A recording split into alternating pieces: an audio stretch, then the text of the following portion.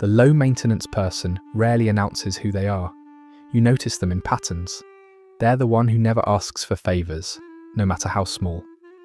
Even when their car breaks down late at night, they hesitate before calling anyone. Not because no one would come, but because the idea of interrupting someone else's life feels heavier than the inconvenience of handling it alone. You see it in the way they communicate. Their messages are brief, efficient, polite. They don't send emotional paragraphs. They don't vent. If you ask how they're doing, the answer comes quickly. Good. Busy. All good, how about you? And if you ask too many questions, where were you? What happened? How did that make you feel? They don't feel cared for. They feel tired. Explaining themselves feels like work.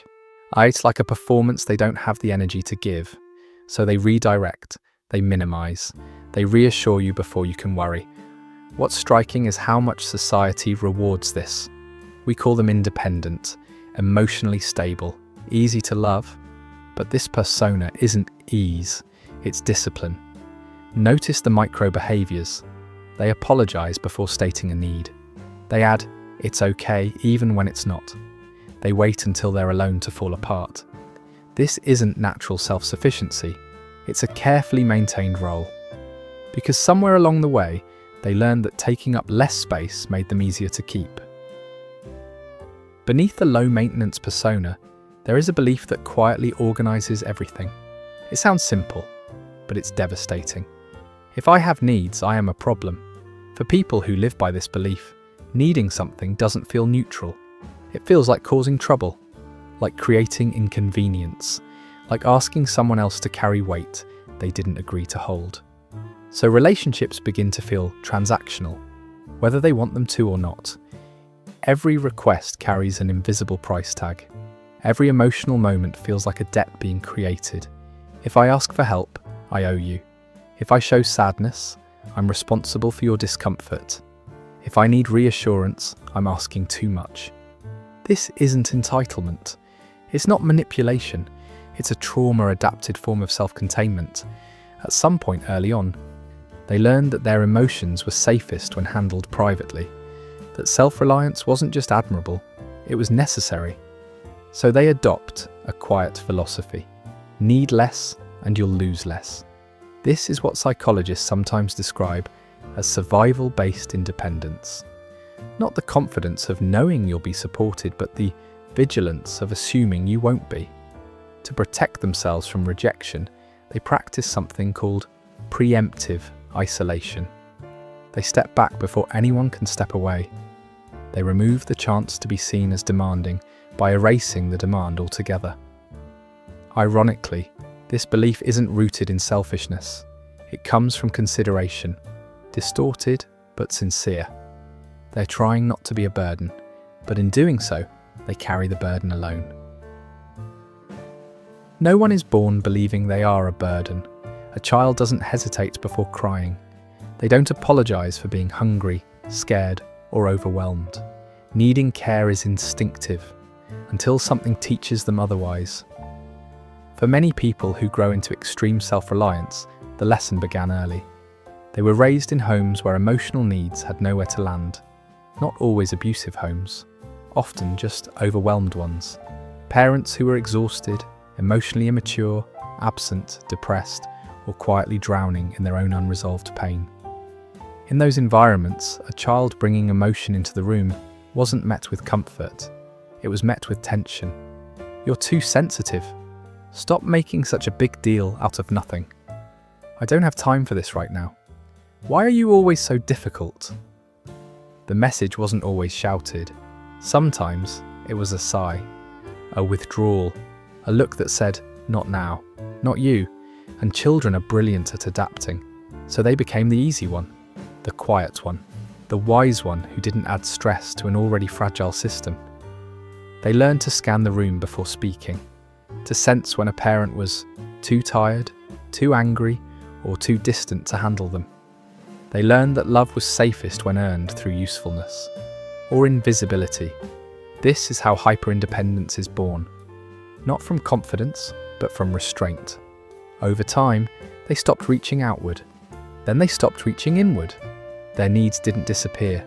They were buried under competence, and what remained was a child who learned something heartbreaking but effective. If I take up less space, I am easier to keep.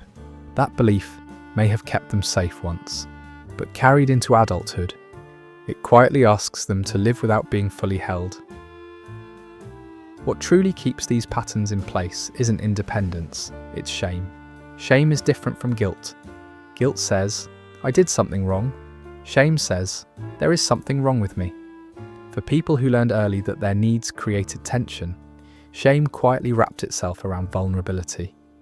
Needing comfort didn't just feel inconvenient, it felt embarrassing. Wanting reassurance felt childish. Expressing sadness felt like exposing a flaw.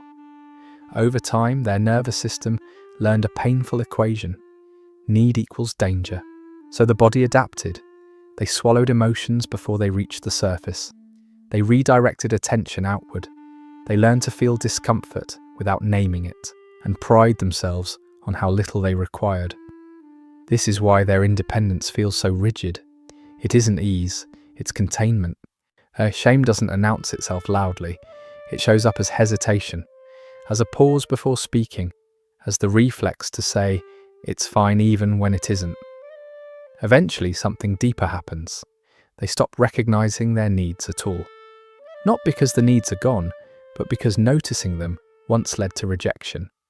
So the mind learned to mute the signal. This is also why rest feels uncomfortable, why being cared for creates anxiety instead of relief, why silence with another person can feel more threatening than loneliness. Shame taught them that being seen while needing something was unsafe, so they locked the door from the inside. And the tragedy is this: what once protected them now keeps connection at a distance. They didn't choose this armor, they learned it. To someone who carries this pattern, being bothered doesn't feel like care, it feels like intrusion. When questions come too quickly, where are you? What's wrong? Why aren't you answering? Their body reacts before their mind can explain why. The chest tightens, the jaw locks. There's an almost physical urge to pull away, to disappear, to regain control of the space inside. This reaction isn't indifference, it's protection. For a long time, they survived by managing their inner world alone. They learned to keep emotions contained, predictable, quiet. So when someone enters that space with urgency or expectation, it feels like muddy boots on a clean floor. There's also a deeper fear beneath the irritation, the fear of debt. Because they unconsciously experience relationships as transactional, attention doesn't feel free, it feels binding. If you check in too often, they don't just feel noticed, they feel pressure. Pressure to respond correctly, pressure to reciprocate, pressure to hold your emotions the way they were once forced to hold everyone else's. Their emotional battery has always run low. Most of their energy goes towards suppressing what was never allowed to exist.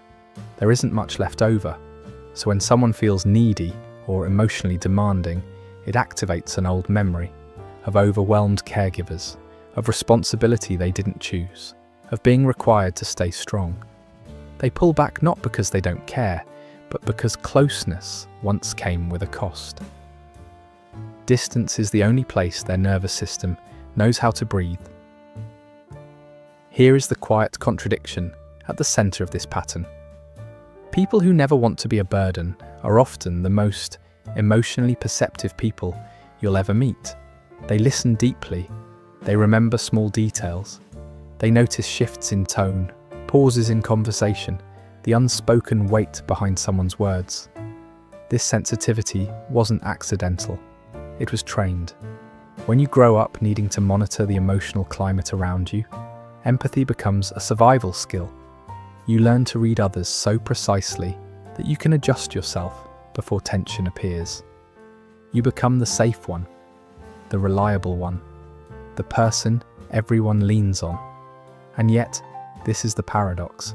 They don't allow that same care to move in their direction. They give understanding freely, but receiving it feels undeserved. They offer emotional safety, but don't believe they're entitled to it. Somewhere deep inside, they've absorbed the idea that love must be earned through usefulness. This is why they struggle with intimacy. They want to be close, but closeness requires being seen in moments of need. They want to be understood, but explaining themselves feels like asking for too much. So they stay half-hidden, present, helpful, but emotionally unreachable. In love, this often turns into a kind of imposter syndrome. They don't feel lovable, they feel tolerable. As long as they are strong, accommodating, and undemanding, they believe they can stay. But the moment they imagine needing reassurance, rest, or care, a quiet fear emerges. What if this is the version of me that becomes disposable? So they keep giving, they keep listening, they keep holding space, all while quietly denying themselves permission to receive what they offer so naturally to others. In relationships, this pattern rarely looks dramatic. There are no explosive fights, no slammed doors, no angry ultimatums. Instead, love unfolds quietly, and so does the ending. People who fear being a burden often express love through action, not exposure. They fix what's broken. They show up reliably. They remember what you need before you ask, but they don't ask for much in return. At first, this feels easy to be with. There are no emotional demands, no difficult conversations, no visible neediness. Over time, something subtle shifts. Because they never ask, others stop offering. Because they always seem fine, people stop checking in. They become the emotional background, important but unnoticed. And when they get hurt, they don't protest. They withdraw, not loudly, not to punish, but to protect themselves from the humiliation of wanting something that wasn't given. This is the silent exit. They reply slower. They share less. They emotionally step back long before they physically leave. Inside, there may be a quiet hope that someone will notice, that someone will reach through the distance and say, "I see you pulling away, stay." But outwardly, they offer no invitation. To the person left behind, this can feel confusing and painful. It looks like indifference. It feels like abandonment without explanation. In reality, it's self-preservation learned long ago. Leave before you need too much. Disappear before you're left. Love doesn't end with a fight, it ends with silence. Loving someone like this, or learning to care for yourself if you are this person, requires a different understanding of safety. They don't need to be pushed, they don't need to be analysed, and they don't need to be fixed. What helps is something much quieter, safety without demand. This means offering presence without expectation. Letting connection exist without requiring performance. Making room for silence without interpreting it as rejection. Holding space isn't about extracting vulnerability. It's about making vulnerability possible. It sounds like, "I'm here if you want to talk, and it's okay if you don't." You don't have to explain yourself right now. I care about you whether you're strong today or not.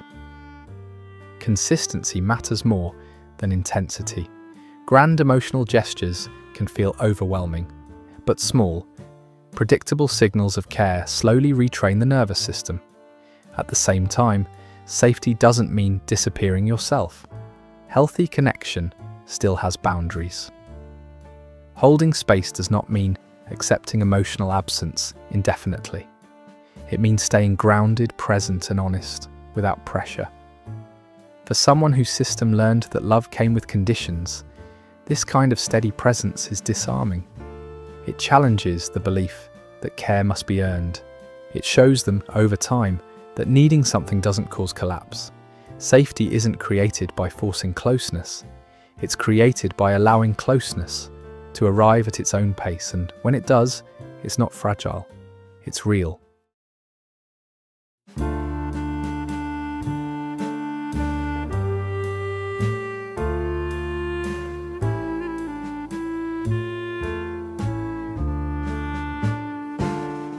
Healing from this pattern doesn't look dramatic. It looks almost ordinary. It looks like asking someone for a small favour and noticing that the world doesn't fall apart. It looks like saying, "Today was hard," and not rushing to minimise it. It looks like resting in someone's presence without feeling the need to entertain or reassure them. Healing is the slow realization that independence was once a survival strategy, not a life sentence. There is a difference between being capable and being alone, and between self-reliance and self-erasure. When healing begins, something shifts quietly inside. You stop apologizing for taking up space. You stop translating your needs into something more acceptable. You begin to understand that being human was never the problem. If you recognized yourself in this video, know this: you learned to carry everything because you had to. You did what kept you safe, but you don't have to live that way forever. You are allowed to need people. You are allowed to be tired. You are allowed to be real.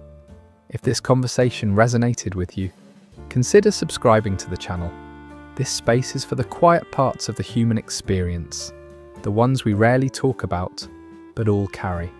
And if you feel comfortable, share your thoughts in the comments. You're not the only one who has lived this story, and you don't have to carry it alone anymore. Thank you for watching.